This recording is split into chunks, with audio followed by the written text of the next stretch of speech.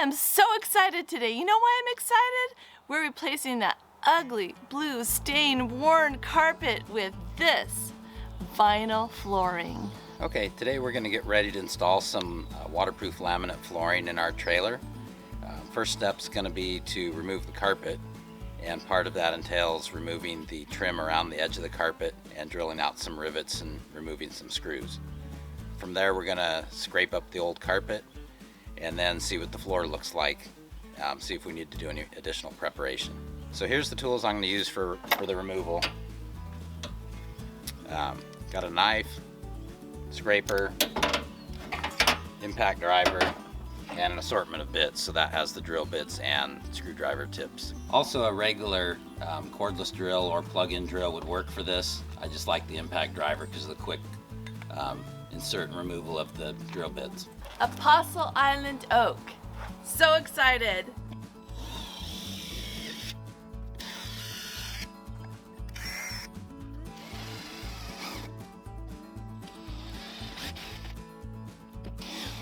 Just getting the last remains of the threshold rivets out so that the floor sits flat.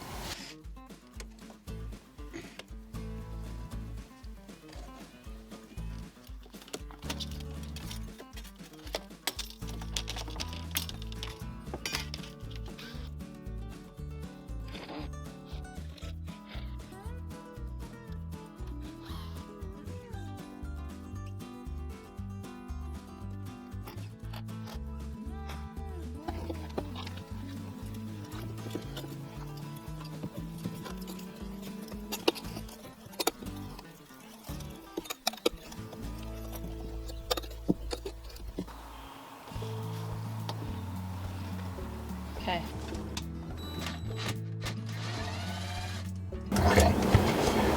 Okay, it's a little bit difficult to get the drill in there because the thickness of the drill and the screws are down there.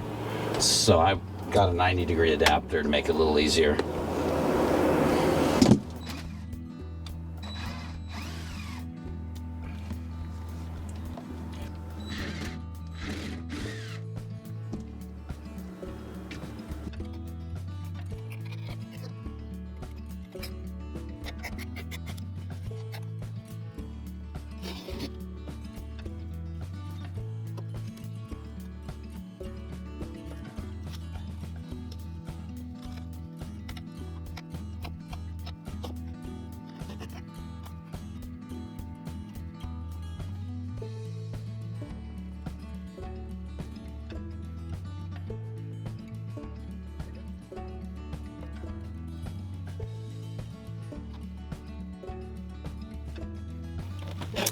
I'm just gonna pop in here and say good riddance to old carpet.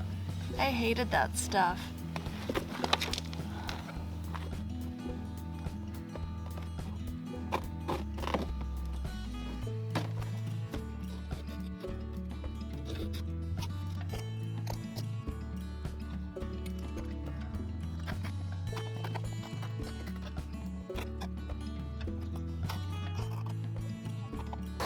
Also, you have to remove the table sockets from the floor before you pull the carpet out, because it covers up the carpet, and plus you want to install it over the top of the new flooring and not cut around it. It'd be a lot easier that way. It'd be really difficult to cut the flooring to go around a circle like that. So you remove the screws from the floor and it just comes right out.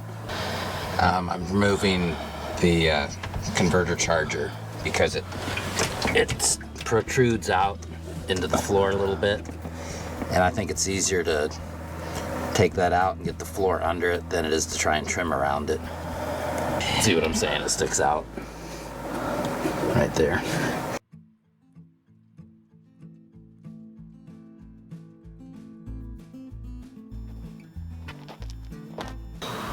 Good riddance to old carpet. Oh my gosh, it stinks.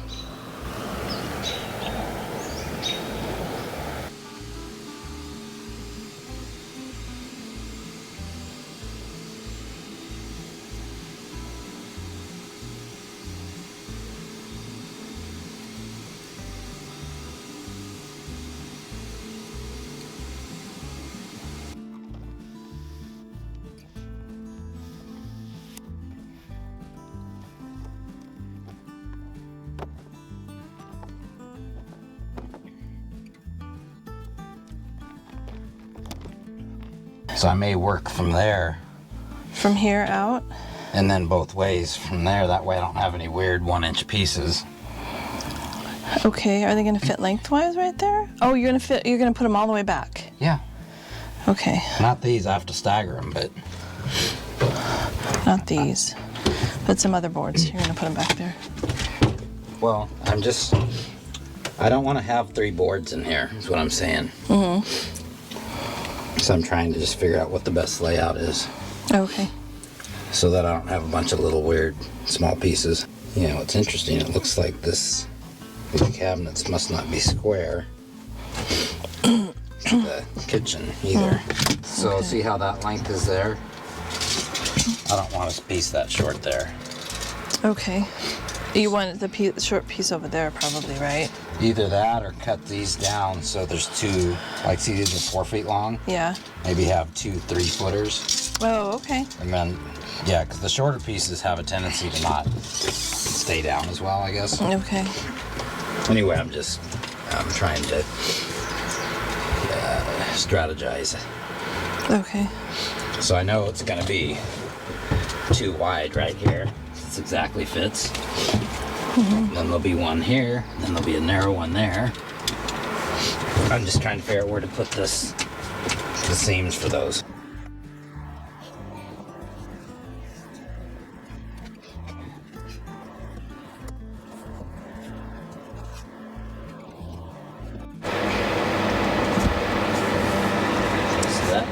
It's blood, sweat, and tears right here. Here's the blood. You got blood all over. You're bleeding. I am. Yeah, you're getting blood all over everything.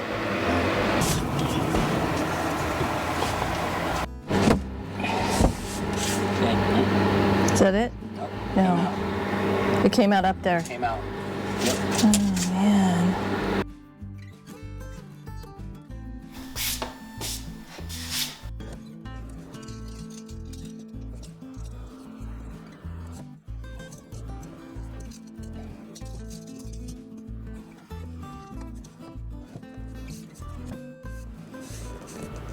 Okay, I think it's in good enough. Okay, that's all it needed, just a little trim.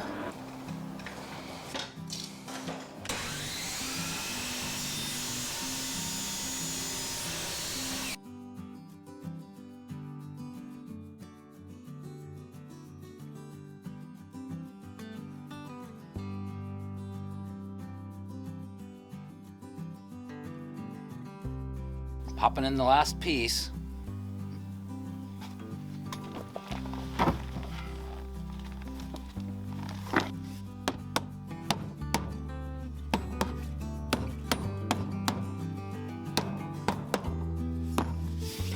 For our flooring installation, we decided to reuse the original Casita trim. One of the reasons was, well, for cost, and also such limited floor space, I didn't want to put the quarter round that takes up more floor space. So I peeled the original adhesive off the back and then bought some new 3M double-backed foam tape that I'll just put on there and I can stick it back on.